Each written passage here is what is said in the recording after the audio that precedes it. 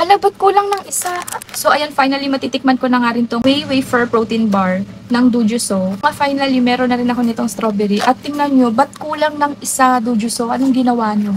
Pero yan, joke lang. Nga yung isa, tinikman na ng hubby ko. Yan, kumuha na nga siya ng isa. Kasi madalas namin kinakain to kapag gabi. Lalo na kapag nagkikrave kami. Instead na kumain kami ng snack nila Ada. Which is unhealthy, mga Oreo, mga ganyan.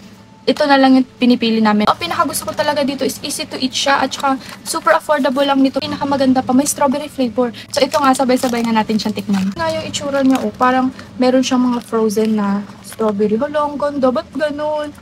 Parang ang sarap-sarap tingnan. Pero tikman natin.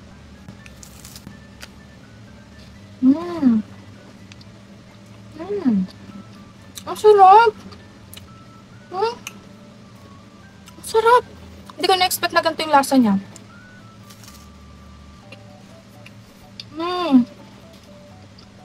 Makalasa to. Hindi ko maalala kung ano.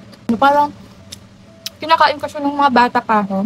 Pag kinagat nyo siya, wafer style talaga siya. Parang coated lang siya ng, I don't know, milk ata to. So yun nga lang, kung gusto nyo nga rin to, ililink ko na lang siya.